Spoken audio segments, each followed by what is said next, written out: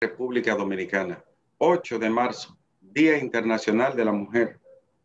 Material amplio para debatir en el rumbo de la mañana, ahora que Carlos Peña nos pase el bastón. Inició a las 6 y nosotros retomamos el curso del rumbo de la mañana para seguir hasta las 10:30 hoy con el segmento Filosóficamente con el doctor Guerrero Heredia que ingresa a esa hora. Gracias, muchísimas gracias por acompañarnos en el rumbo de la mañana. Rumba 98.5, Premium 101.1 para Santiago y el Cibao. Y las plataformas de la red en las que pueden localizarnos a través del internet. El rumbo de la mañana. 8 de marzo, histórica fecha. Reconocimiento a la mujer y a los derechos negados por siglos, milenios, quizás. Yo le decía a mis estudiantes ayer en una conferencia que hice desde la montaña de San José de la Mata, lugar precioso del cual hablaré más adelante. Le decía yo que hubo un momento en la historia del Alto Imperio Romano en el que las mujeres, los hijos de los esclavos, la vasija y la cabra se vendían juntos. A veces la mujer tenía menos valor que una cabra o que un caballo. Así fue la historia en un momento de la vida humana,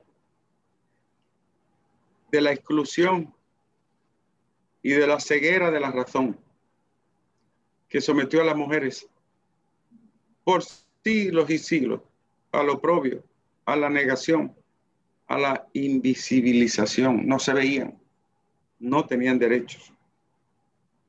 Por eso el 8 de marzo es una fecha para resaltar el valor de esa piedra angular que es la dignidad humana, que en algún momento no se le reconoció a las mujeres en igual proporción y dimensión que al hombre y que todavía está en evolución la batalla por los derechos y el reconocimiento de las mujeres en igual condición humana que el del varón.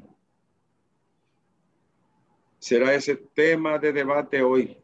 Y República Dominicana dentro de los 4 o 5 países que más ha vacunado en proporción a su población.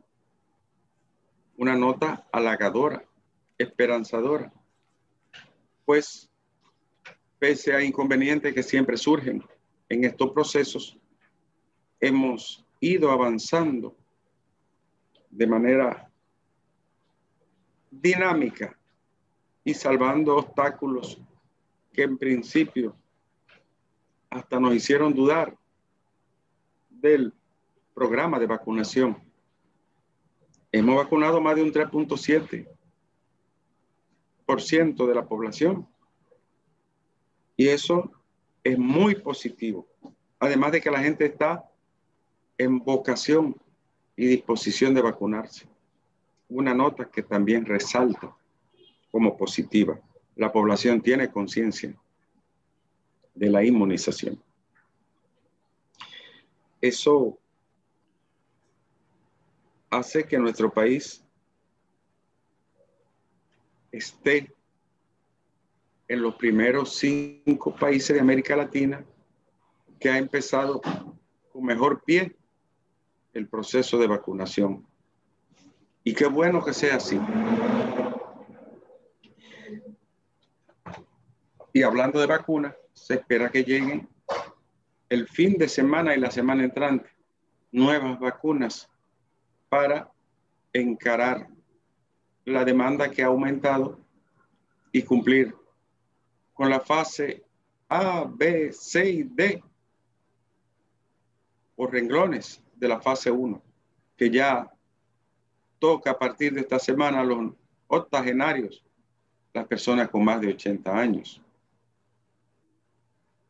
En ese orden, consideramos que nuestro proceso ha ido bien y que todavía, gracias a Dios y a la ciencia, No se ha presentado ninguna eventualidad o inconveniente que lamentar en el proceso, lo que significa que la vacuna ha sido bien recibida en esta primera muestra de la primera etapa.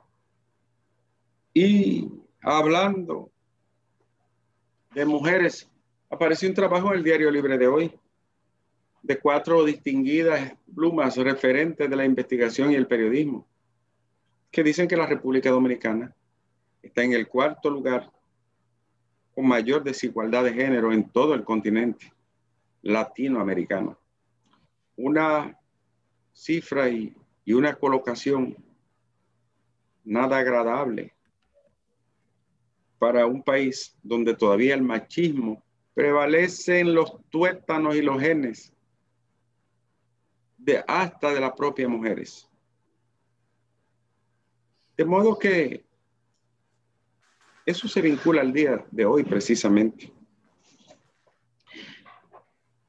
Para mucha gente, el proceso del Partido de la Liberación Dominicana no causó sorpresa, aunque no dejan de aparecer eventos y datos que llaman la atención. Por ejemplo, Chanel Rosa Chupani no pudo pasar al comité político, mientras que otra nota destaca que Domínguez Brito y Gonzalo Castillo fueron los más votados.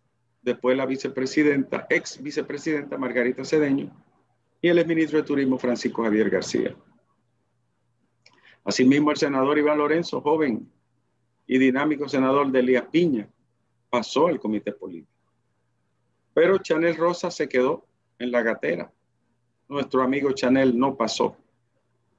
Y decía yo que era un clavo pasado. Sin embargo, no fue así. Mucha lectura el proceso del PLD. Danilo Medina dijo que no tenía otra alternativa que aceptar la presidencia, la que fue propuesto. De modo que algo para mucha gente contrahistórico. Una dirigencia que pierde, una dirigencia a la que se divide el partido y una dirigencia que pierde la presidencia de la República es ratificada. Eso se ve muy pocas veces, ni en América Latina ni en cualquier otra parte.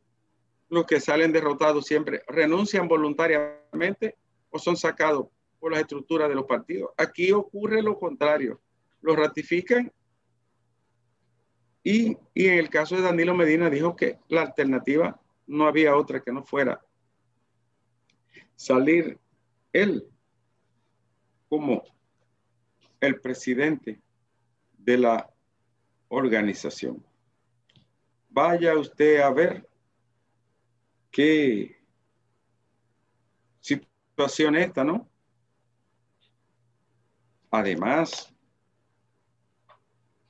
de que se renovan y son cambiadas las estructuras de los partidos en procesos como el que acaba de sufrir el PLD, también el hecho histórico de la renovación, que si bien es cierto que muchas personas jóvenes pasaron a endosar la lista del comité político y del comité central, no menos cierto es que la mayoría de los llamados dinosaurios se quedaron allí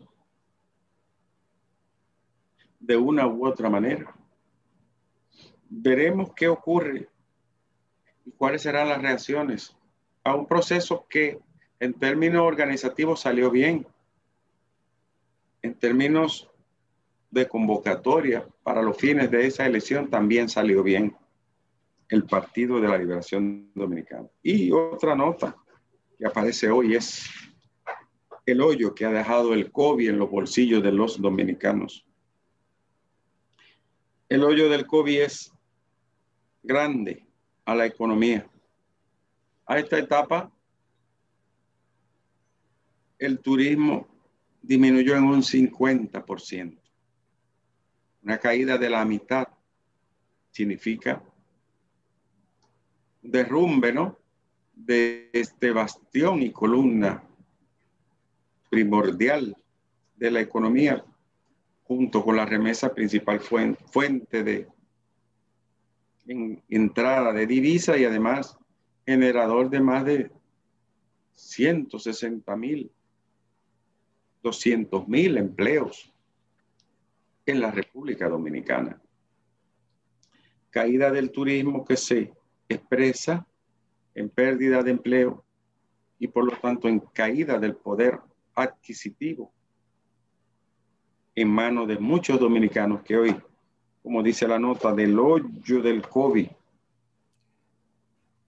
están en condiciones económicas de precariedad. Viendo el panorama de América Latina, tanto el gobierno pasado cuanto el gobierno del presente manejaron la economía con destreza, especialmente por los programas sociales, asistenciales, que permitieron socorrer a los más vulnerables del país y garantizar ingresos mínimos a empleados suspendidos, cancelados y de alguna manera desmejorados en sus ingresos. Eso permitió que más de 2 millones de personas no se vieran afectadas de forma tan radical directamente y cerca de 700,000 perdieran su trabajo de forma definitiva. La adecuada actuación de los equipos económicos ha podido sostener una economía que, como hemos dicho desde el principio de esta etapa, fue diezmada severamente por la pérdida de empleo y de ingresos. Naturalmente, esas medidas tienen sus consecuencias y sus impactos a mediano y a largo plazo. Hoy nosotros estamos endeudados en un 70%, porque un país con una economía pequeña y pobre y con los ingresos caídos o desmejorados, no le queda más alternativa que endeudarse. Disminuir el gasto en algunos aspectos, eliminar los gastos superfluos y sobrantes y hacer ajustes en las cuentas del Estado para eliminar el dispendio, la malversación y el uso inadecuado de los recursos públicos. Y esa es una tarea que sigue pendiente en el país. En ese mismo orden, hay que decir que este va a ser un año de muchas dificultades y de muchas medidas valientes por parte de los gobiernos latinoamericanos. Y una de esas medidas valientes debe de ser la revisión de las exenciones, de los subsidios y de los privilegios, especialmente a los que más pueden y menos impuestos pagan. Es por eso que uno de los programas que hicimos en estos días aquí en el Rumbo de la Mañana ha tenido tanto impacto y difusión, el programa de los famosos subsidios de combustible a los poderosos del país. No por malo poderosos, sino poderosos porque pueden más.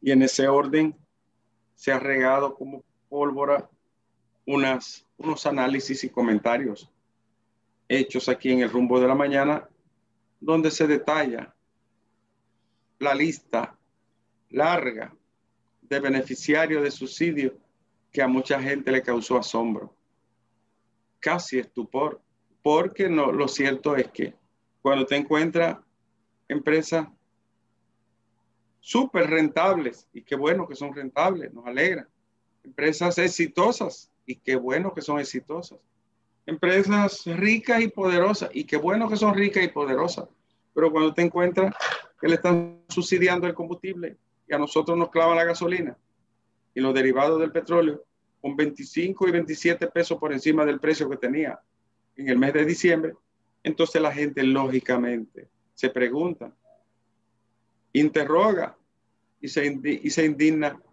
diciendo, ¿por qué a ellos y a mí no? Que puedo menos, gano menos y pago más impuestos proporcionalmente hablando. Esa será una de las medidas que el país espera. Revisar la lista de los subsidios, revisar el listado de las exenciones y, ¿por qué no?, analizar cada centavo que es dado en condiciones de exención a los que más pueden. En ese orden, y guardando relación con la misma naturaleza de lo injusto e inequitativo, las informaciones sobre el peaje sombra siguen a todo dar. Y es que nadie se siente conforme con un contrato que este año contemplaría darle 7,000 millones de pesos a la empresa concesionaria del peaje sombra y que estaría extendiéndose hasta el 2038, campante y sonante, sacándole a los dominicanos entre 3.500 y 4.500 promedio, millones de pesos cada año. Por eso es que el coro ya se escucha en todas partes. Isidro, el peaje sombra no solo me saca dinero de los bolsillos, me agrede y me asombra. Isidro.